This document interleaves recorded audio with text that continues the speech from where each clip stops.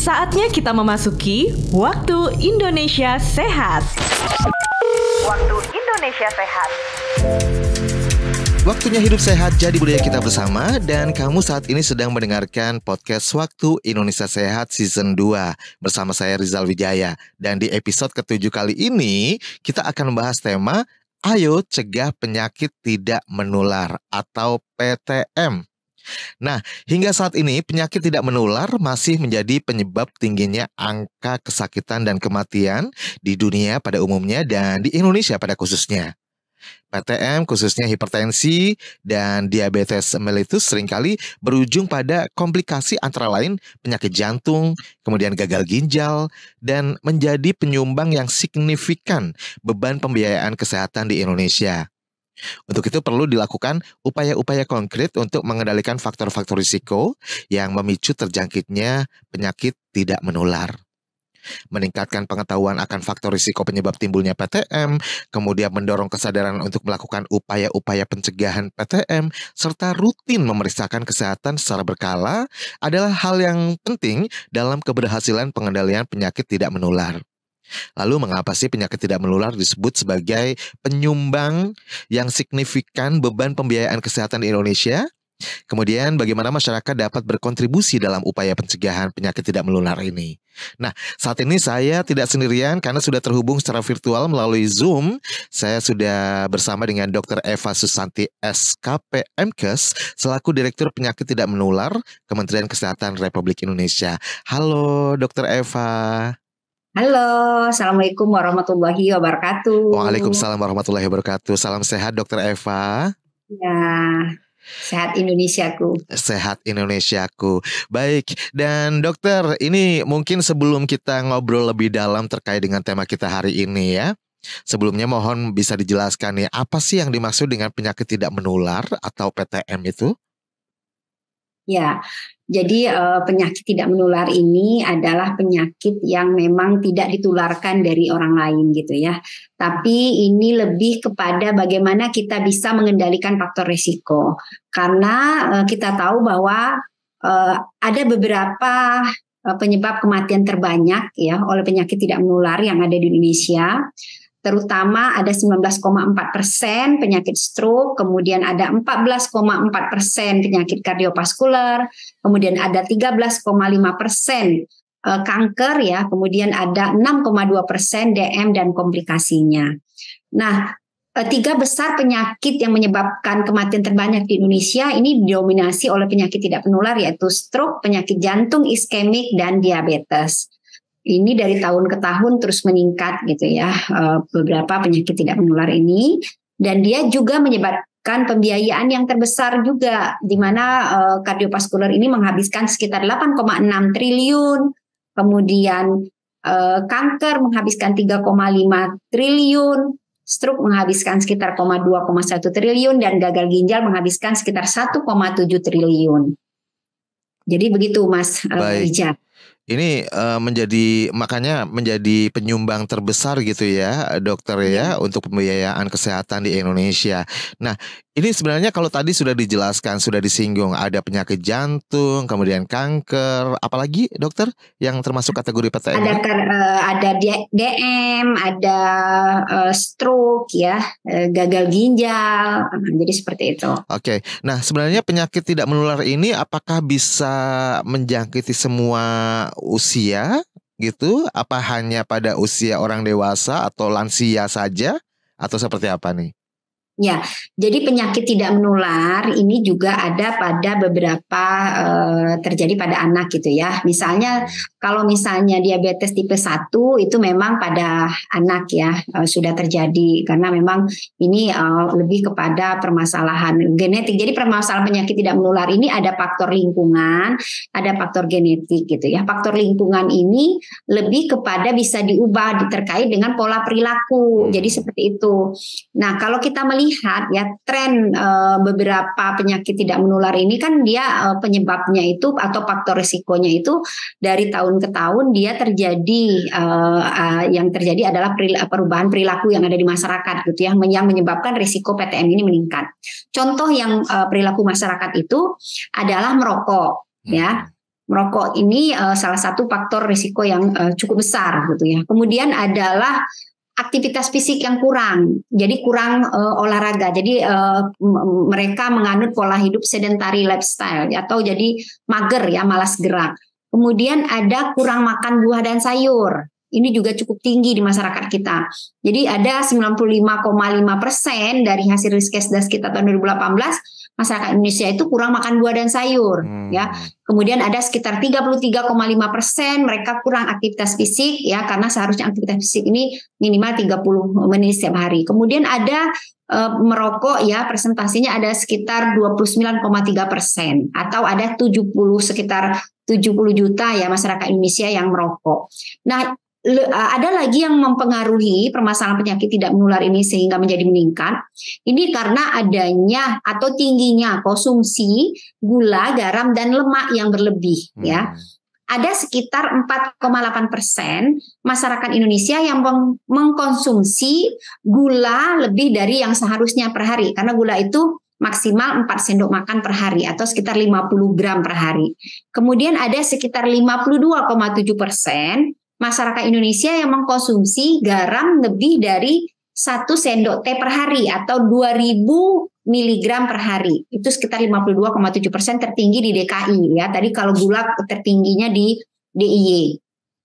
Kemudian ada sekitar 26,7% masyarakat yang mengkonsumsi lemak lebih dari 5 sendok makan per hari atau sekitar lebih dari 67 gram per hari. Itu tertinggi juga ada di DKI Jakarta.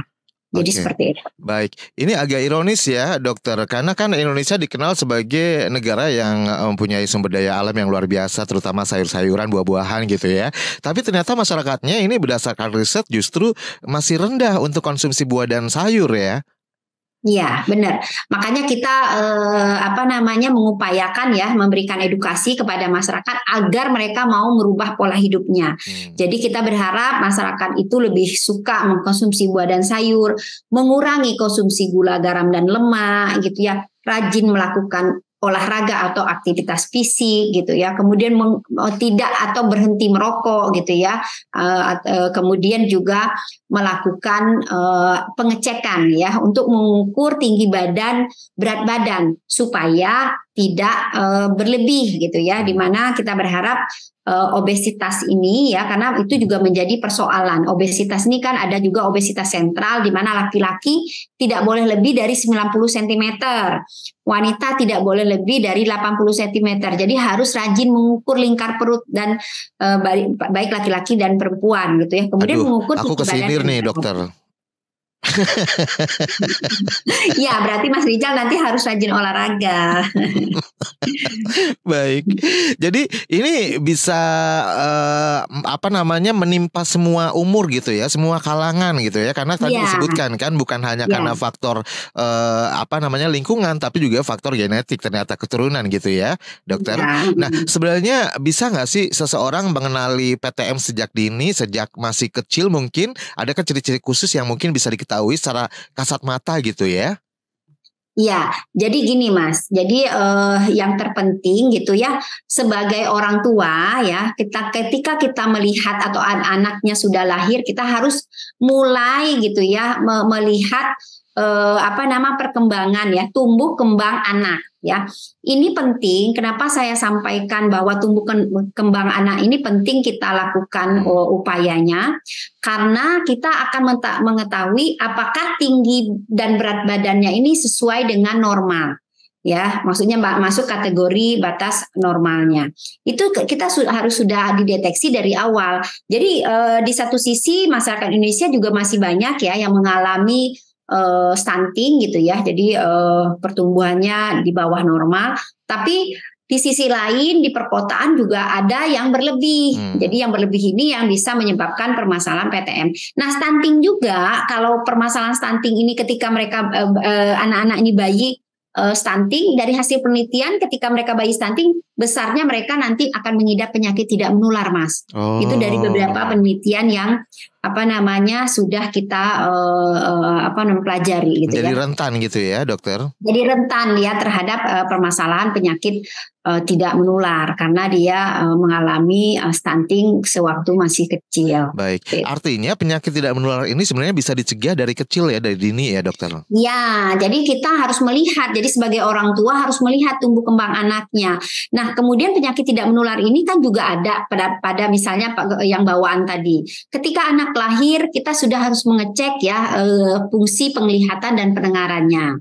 Nah, kemudian ketika dia SD masih kecil, mulai dari TK, kita harus sudah melihat apakah kan anak-anak sekarang suka main gadget juga ya, Mas Rizal. Nah, main gadget ini juga mempengaruhi permasalahan penglihatannya, ada terjadi gangguan refraksi. Jadi itu juga sudah ada kita screening untuk anak-anak sekolah dasar untuk melihat apakah mereka mengalami gangguan refraksi. Ini akan kita berikan ya bantuan supaya mereka penglihatannya tidak terganggu dan tidak mempengaruhi proses belajar mengajarnya. Kemudian tadi juga yang pada anak-anak ada diabetes ya, Mas ya, diabetes tipe 1 itu biasanya menyerang anak-anak. Kemudian juga pada anak-anak juga ada penyakit tidak menular yang tak kalah juga, Mas, adalah penyakit kanker pada anak. Yang paling tinggi ya kanker pada anak itu adalah kanker di darahnya gitu ya, Mas ya, bisa bukan talasemi, leukemia. Jadi kita juga melihat talasemi juga termasuk di dalam penyakit yang kami tangani gitu ya, Mas ya, mohon maaf ini. Jadi talasemi ini kita juga ada screening. Jadi pada keluarga-keluarga yang memang ada anggota keluarga terdekatnya, apakah itu ayah, ibu gitu ya, itu akan kita periksa ketika ada anggota terdekatnya mengidap talasemi, makanya anaknya dari kecil sudah akan kita lihat ya kemungkinan ketika masih SD apakah dia mengidap talasemi juga. Akan kita tata laksana. Jadi seperti itu. Jadi pada anak-anak ada beberapa penyakit tidak menular yang sudah kita screening dari mereka kecil gitu ya. Baik. Ini sebenarnya selaras dengan program pemerintah saat ini gitu ya, transformasi pelayanan kesehatan gitu ya. Yang artinya memang dari sejak dini, dari sejak kecil ini sudah harus dibawa ke posyandu seperti itu, rutin untuk pengecekan gitu ya, dokter? Iya, benar. Jadi kita anak-anak itu sudah harus rutin dibawa ke posyandu untuk diketahui itu tadi. Kita harus melihat tinggi badan, berat badan dan lain sebagainya. Dan anak-anak sekarang ya kebiasaan-kebiasaannya itu harus kita upayakan dari kecil juga. Tadi seperti saya sampaikan, mereka harus kita ajarin untuk mau mengkonsumsi buah dan sayur gitu ya, karena anak-anak kan biasanya kalau masih anak-anak mereka agak karena berserat gitu. Iya, jadi karena ini mungkin permasalahan masyarakat umum di Indonesia deh, dokter. Sebenarnya kenapa ya, dokter? Anak-anak ini kurang tertarik untuk mengkonsumsi sayuran, buah-buahan. Sebenarnya alasannya apa, dokter? Kemudian bagaimana cara orang tua untuk bisa membuat mereka untuk doyan untuk makan, untuk konsumsi sayur dan buah?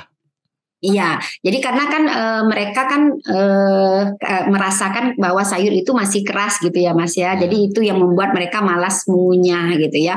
Nah, ini yang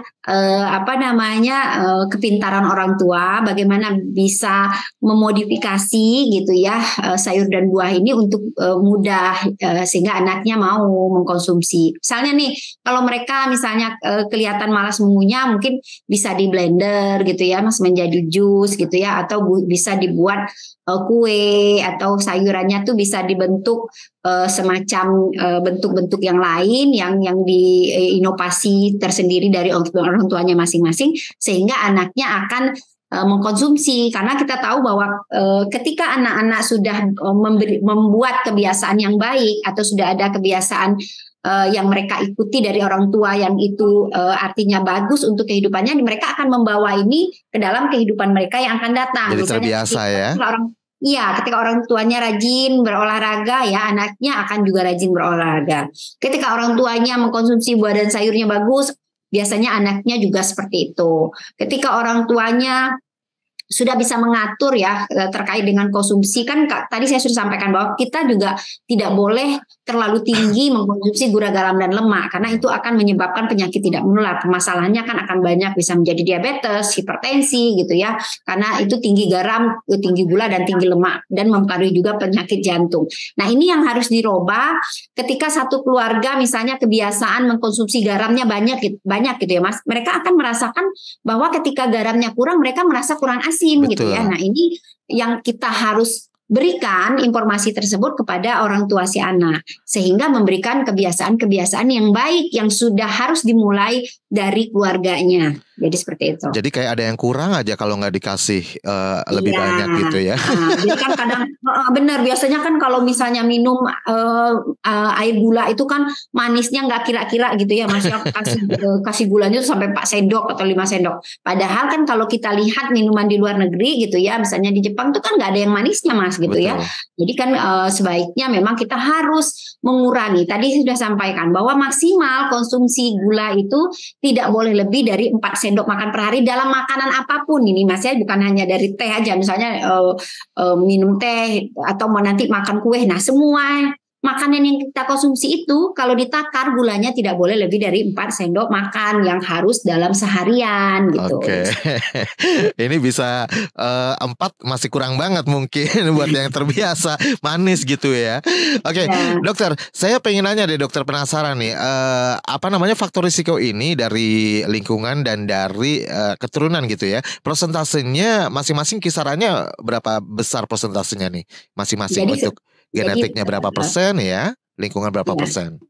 Oke, jadi sebenarnya yang paling banyak pengaruhnya itu sebenarnya Mas, kan sekarang kan sudah canggih ya. Memang seperti diabetes kan, dari hasil penelitian terbaru bahwa orang Indonesia itu memiliki gen diabetes gitu ya pada dasarnya semuanya. Tetapi kan tidak semua orang menjadi diabetes gitu ya Mas ya. Jadi lebih kepentingannya ketika faktor penyakit tidak menular ini lebih kepada faktor risiko kebiasaan yang memang harus sebenarnya bisa dirubah. Jadi seperti itu. Kan sekarang sudah ada misalnya ketika seseorang misalnya mengidap ada gen ini, mereka ada makanan yang tidak atau harus dikurangi karena mereka memiliki gen itu, kan ada namanya nutrigenomik gitu ya. Jadi itu seperti itu. Nah, itu yang harus dipahami. Jadi kita sebagai kalau kita mau peduli terhadap kesehatan kita harus sudah memikirkan kalau saya mengkonsumsi ini gitu ya, apakah ini tidak menambah risiko nih terhadap keadaan saya. Jadi seperti tadi, misalnya saya ini sudah memiliki berat badan yang agak lebih gitu ya. Nah, kita sudah harus mengurangi konsumsi dari karbohidratnya. Jadi dietnya, karbohidratnya sudah harus ditakar, sudah harus dikurangi.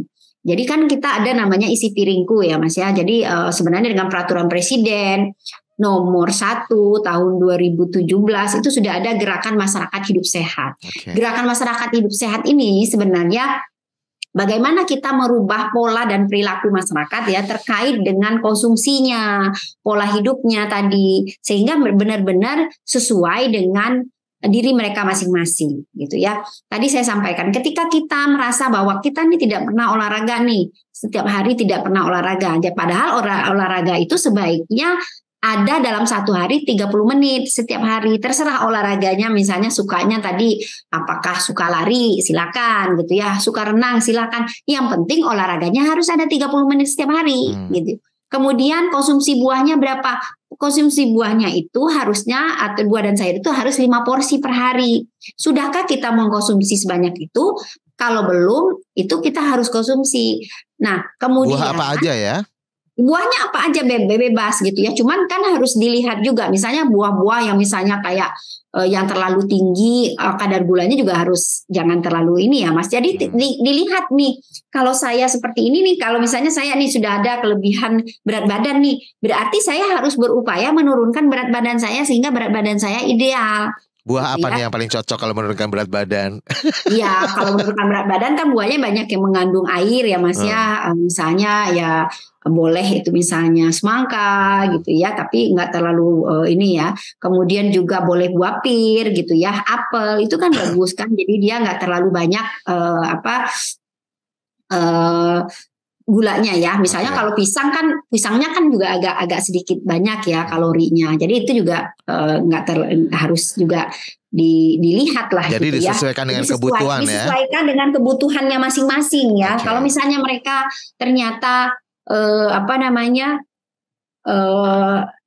sudah mengidap nih tekanan darah tinggi misalnya gitu ya. Nah ini mereka harus diupayakan, dia juga harus sudah wajib mengurangi lemaknya, ya sudah wajib mengurangi garamnya. Jadi seperti itu supaya ya tubuhnya bisa lebih kembali kita upayakan untuk menjadi lebih baik gitu ya Mas ya. Jadi harus banyak olahraganya, kurangi lemaknya. Nah ini harus kita tuh sebenarnya memiliki begini, Kementerian Kesehatan saat ini ya memiliki upaya untuk bisa melakukan deteksi di awal kepada seluruh masyarakat. Penyakit tidak menular saat ini memiliki target 70% masyarakat Indonesia itu kurang lebih itu ada 147 juta ya masyarakat Indonesia yang harus kita lakukan screening sehingga akan tahu tinggi badan, berat badannya, lingkar perut, kemudian apakah dia hipertensi, apakah dia diabetes karena akan dicek gula darah dan dicek tekanan darahnya. Nah kalau itu sudah tahu, nanti akan kita upayakan, kita berikan edukasi mereka harusnya seperti apa, makanannya seperti apa, olahraganya seperti apa. Jadi kita menyediakan itu semua di fasilitas, baik itu di Posyandu ataupun di puskesmas terdekat. Tapi sayangnya ini Mas Rijal. Ini gratis ya Dok?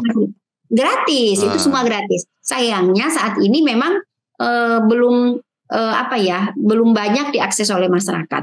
Kita melihat bahwa data terakhir baru sekitar 40 juta. Jadi baru sekitar 30% lah masyarakat Indonesia yang mengakses layanan tersebut. Sayang ya, gitu ya Mas Rijal. Artinya apakah ini menunjukkan bahwa tingkat awareness di masyarakat ini lumayan rendah nih terkait penyakit tidak menular? Ya, benar. Makanya ini yang perlu kita upayakan sehingga masyarakat ini ya memiliki awareness yang tinggi terhadap kesehatannya masing-masing. Jadi harus mulai dari dirinya sendiri, janji hidup sehat ya, ayo sehat bersama gitu ya.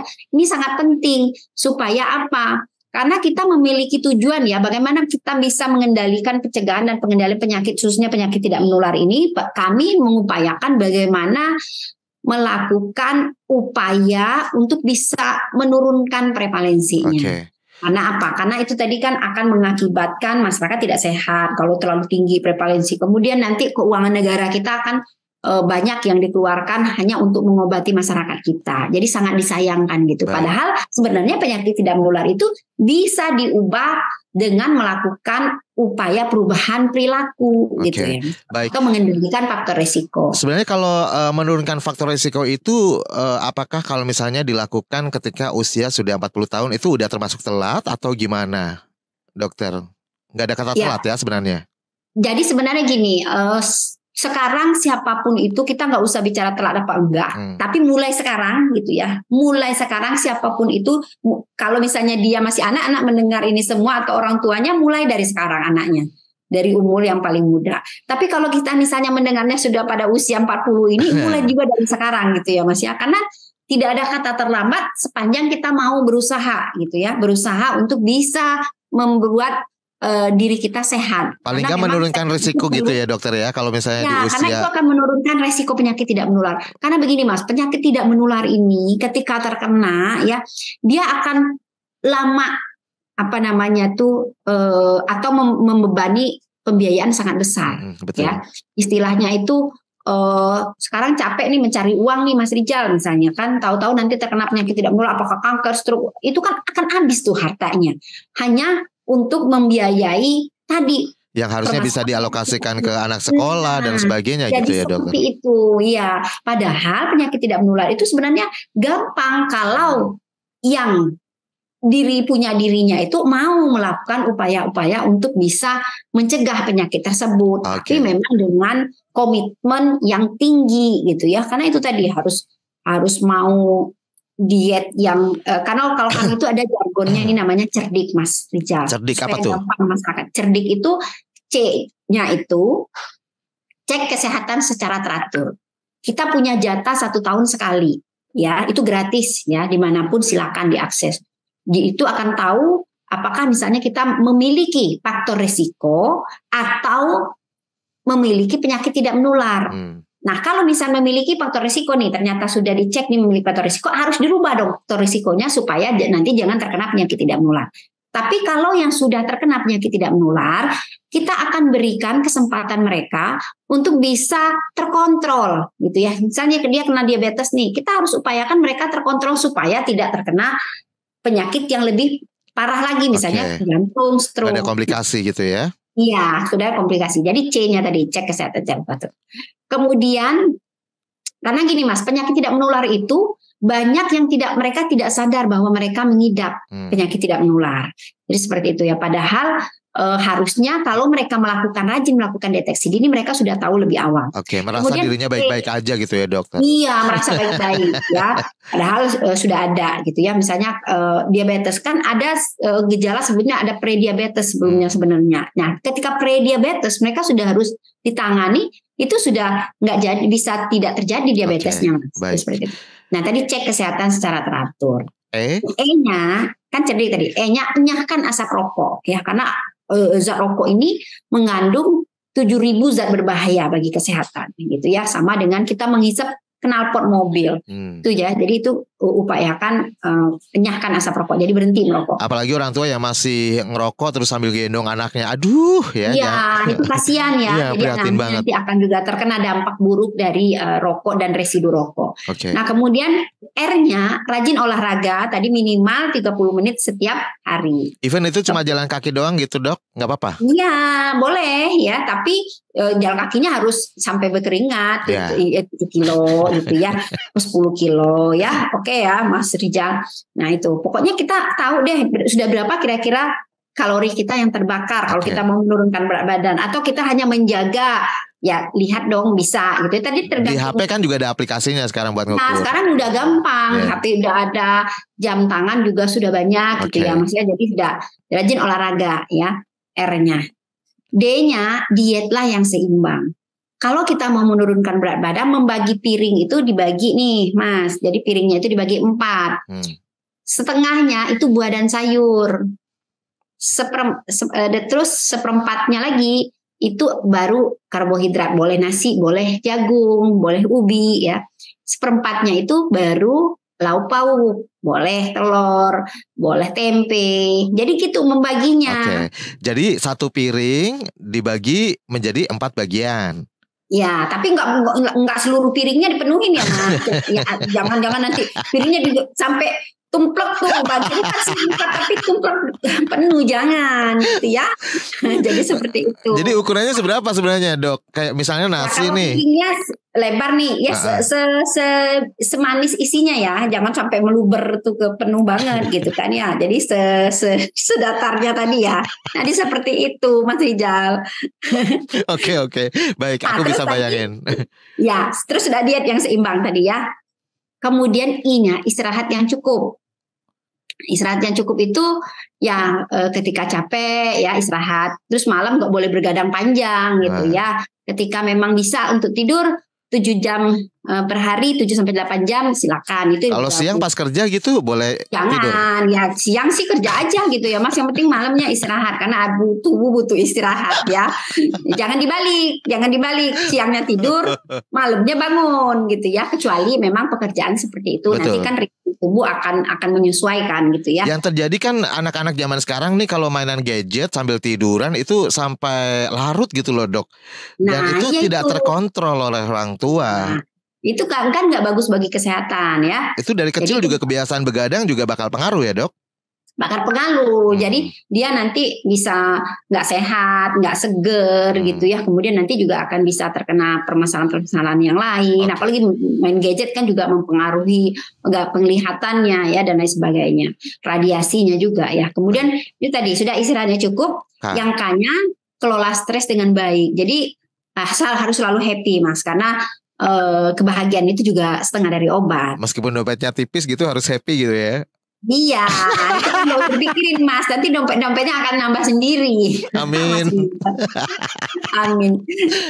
Baik, ya dokter. Nah ini masyarakat kan perlu terus diedukasi sosialisasi terkait dengan penyakit tidak menular ini. Ini salah satu bagian dari upaya Kemenkes juga melalui podcast Waktu Indonesia Sehat ini ya. Nah, mungkin selain ini kegiatan seperti talk show, apalagi nih program edukasi sosialisasi kepada masyarakat yang dilakukan oleh Kemenkes? Ya, kita ada namanya chatbot, Tanya Gendis gitu ya Mas. Jadi kalau masyarakat mau bertanya apa aja silakan di nomor itu bisa. Kemudian kita punya kegiatan webinar dan seminar selain sebagainya gitu ya Mas, yang selalu memberikan edukasi kepada masyarakat. Kemudian kita ada komunikasi informasi edukasi melalui banyak tuh, bisa jadi tinggal masyarakat mau tanya tentang PTM tentang apa, ada buka di di Instagramnya P2PTM bisa, P2P bisa, atau Kemenkes kan bisa, kan kita punya banyak ya, baik Instagram, IG, semua terintegrasi ya. WhatsApp pun juga kita buat tuh untuk memberikan informasi kepada masyarakat untuk misalnya nih menghimbau masyarakat untuk mau melakukan deteksi dini juga kita gunakan WhatsApp. Itu jadi seperti itu Mas. Baik. Nah, terkait dengan kebijakan pemerintah dalam mendorong pengendalian PTM di Indonesia ini, apa saja nih kebijakan yang dilakukan, Dokter? Ya, jadi untuk kebijakan kita sendiri, kita kan ada 4 pilar ya pengendalian PTM itu, Mas Rizal. 4 pilar PTM itu mulai dari promosi, ya. Promosi itu ada beberapa nih, misal contoh di komunitas. Kita melakukan promosi untuk pencegahan faktor risiko terkait dengan pola makan tadi, rokok, aktivitas fisik, dan obesitas. Kemudian kita selalu melakukan kampanye. Kemudian pemicuan perubahan perilaku dengan memperbanyak agent of change-nya PTM ya, yang jadi misalnya menjadi role model untuk orang lain. Kemudian ada kampanye germas tadi, ada gerakan masyarakat sehat, ada kampanye cerdik tadi. Kemudian ada kampanye gentas berantas obesitas gitu ya. Kemudian ada rumah tanpa rokok. Kemudian ada desa tanpa rokok, keren tanpa rokok. Itu kalau aku ketemu gentas di jalan, aku diberantas ntar ya. Gendut, itu ada orang gendut langsung diberantas, obesitas. Jadi kalau Mas Rizal tuh kalau ketemu di gentas tuh harus dilatih tuh olahraganya, harus makanannya edukasinya. Kemudian aktivitas fisiknya ya Mas, nanti akan diberikan edukasi seperti itu sehingga bisa diharapkan Mas Rizal bisa turun. Itu contoh ya Mas. Nah, kemudian di FKTP ya, karena promosi di FKTP kita juga ada selalu ya edukasi patuh berobat dan minum obat untuk orang yang sudah terkena PTM-nya. Kemudian ada perubahan gaya hidupnya, kita ajarin untuk perubahan gaya hidup dan edukasi pada saat kita kunjungan ke rumah gitu ya Mas ya, kepada anak-anak kita. Kemudian ada juga di FKRTL, promosi kesehatan ini kita lakukan misalnya di rumah sakit nih, terkait dengan edukasi patuh berobat juga dan minum obat serta konseling perubahan gaya hidup bagi yang misalnya berobat ke rumah sakit. Jadi ada 3 untuk promosi, pilar promosi. Kemudian ada pilar perlindungan khusus. Perlindungan khusus itu contohnya nih kita sudah ada di FKTP ya Mas, untuk vaksinasi HPV bagi anak kelas 5 dan 6 SD. Baik. Nah, perlindungan khusus ini kan banyak ya Mas, bergabung dengan penyakit menular juga kan, penyakit menular juga banyak vaksinasi yang diberikan untuk anak-anak. Nah, untuk PTM sudah ada untuk mencegah kanker serviks ya. Kemudian ada pilar, setelah pilar perlindungan khusus tadi kan promosi, pilar perlindungan khusus yang pilar keduanya. Pilar ketiganya ada pilar deteksi dan screening. Nah, pilar deteksi dan screening ini ada di komunitas gitu ya. Di komunitas ini misalnya di masyarakat kita mengidentifikasi nih faktor risikonya. Tadi periksa tekanan darah, gula darah, indeks massa tubuh ya, tinggi badan, berat badan. Lengkap ya. Kemudian di perut, di posbindu dan posyandu. Kemudian di lansia, Mas, di kelompok-kelompok lansia. Kemudian di perkantoran, di sekolah, di kampus, dan di organisasi serta tempat-tempat lain ya. Baik. Kemudian di FKTP-nya juga sama, kita periksa tekanan darah, gula darah, kolesterol, IMT, gula darah, ada IPA ya, sadanis, ada periksa tajam penglihatan, tajam pendengaran, kemudian periksa carta prediksi ya, cardiovascular disease misalnya, kalau kita memiliki nih kita kira nanti prediksinya akan terkena enggak. Jadi seperti itu ada di FKTP. Kemudian di FKRTL kita mendeteksi dini komplikasi penyakitnya Mas. Jadi tindakan-tindakan lanjutan untuk melihat apakah terjadi komplikasi itu sudah di FKRTL kita lakukan. Kemudian pemeriksaan lain sesuai dengan indikasi. Nah, itu yang kegiatan-kegiatan kita untuk pilar deteksi dan screening. Ya. Kemudian ada pilar keempatnya yang terkait PTM itu adalah pilar tindakan pengobatan. Nah, di komunitas misalnya kita melakukan tindak pengobatan ini adalah intervensi perubahan perilaku. Ini terkait tadi olahraga, pengaturan pola makan, stop merokok. Kemudian kita selalu melakukan home visit ya kepada masyarakat untuk memberikan edukasi terus-menerus. Kemudian bergabung dengan kegiatan pendekatan keluarga gitu ya Mas. Misalnya gimana nih nanti supaya Mas Rizal misalnya akan lebih bersemangat nih kalau Yayang Bebnya yang mengajak berolahraga. Jadi seperti itu misalnya. Nah, ini kita lakukan di komunitas. Kemudian di FKTP kita melakukan penanganan pasien rujuk balik. Jadi ketika dari rumah sakit gitu ya Mas, mereka dibawa lagi ke puskesmas, kita akan melakukan penanganan pasien rujuk baliknya. Kemudian pengobatan sesuai standar, kita lakukan sesuai dengan PPK, PNPK. Kemudian apabila perlu dirujuk ke rumah sakit, jika tidak tercapai target terapinya dalam 3 bulan, kita akan rujuk. Kemudian melakukan audit medik terhadap penerapan PPK dan PNPK. Itu di pilar pengobatan. Nah, kalau di FKRTL kan ada lagi tuh di FKRTL pengobatan juga sama. Itu akan memberikan pengobatan lanjutan yang lebih komprehensif serta tindakan-tindakan yang lebih komprehensif sampai ke sesuai dengan kriteria dari rumah sakitnya. Apakah dia mampu melakukan pelayanan dasarnya atau madya atau paripurna sesuai dengan yang bisa dilakukan di rumah sakit tersebut. Kalau misalnya yang tidak, akan dirujuk lagi ke rumah sakit yang lebih tinggi sehingga pasien ini bisa memperoleh pengobatan yang sangat baik, optimal gitu ya. Tidak kalah dengan luar negeri. Jadi seperti itu. Ya, Dokter Eva, mungkin yang terakhir bisa dibagikan tips praktis untuk mencegah penyakit tidak menular bagi masyarakat nih. Kira-kira apa saja yang simpel-simpel aja, yang sederhana yang bisa dilakukan every time gitu ya? Ya, jadi tadi kan untuk yang populasi sehat yang cerdik tadi ya Mas. Sekarang bagi yang sudah terkena, misalnya sudah terkena hipertensi, terkena diabetes, maka mereka harus patuh. Patuh itu ada artinya Mas. Patuh itu yang pertama P-nya itu periksa kesehatan secara rutin dan ikuti anjuran dokternya. Kemudian A-nya atasi penyakit dengan pengobatan yang tepat dan teratur. Kemudian T-nya tetap diet dengan gizi seimbang. Ya. Kemudian U-nya upayakan aktivitas fisik dengan aman. Kemudian H-nya hindari asap rokok, alkohol dan zat karsinogenik lainnya. Jadi itu yang sudah terkena Mas. Jadi tetap kita upayakan. Jadi seperti itu. Iya, baik. Terima kasih sekali Dokter Eva atas waktunya, bermanfaat sekali untuk kita semua, terutama yang sudah mendengarkan podcast Waktu Indonesia Sehat season kedua dengan tema Ayo Cegah Penyakit Tidak Menular atau PTM. Dokter Eva selalu sehat ya. Iya, terima kasih Mas Rizal. Terima kasih. Waalaikumsalam warahmatullahi wabarakatuh. Dan terima kasih juga untuk Anda yang sudah mendengarkan podcast Waktu Indonesia Sehat hari ini bersama saya Rizal Wijaya. Menjadi harapan kita bersama, program transformasi sistem kesehatan 2021-2024 ini dapat terselenggara dengan baik. Dan mari kita bersinergi bersama pemerintah untuk menyukseskan program untuk kesehatan dan masa depan anak cucu kita. Nah, untuk mendapatkan informasi kesehatan, Anda dapat follow Twitter @kemenkesri atau radiokesehatan.kemkes.go.id.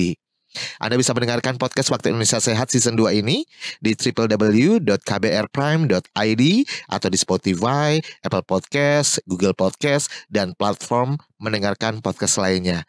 Dan serta saksikan di YouTube channel Berita KBR. Saya Rizal Wijaya pamit, terima kasih, dan sampai jumpa di episode selanjutnya. Salam. Terima kasih sudah mendengarkan Waktu Indonesia Sehat yang dipersembahkan oleh Kementerian Kesehatan Republik Indonesia.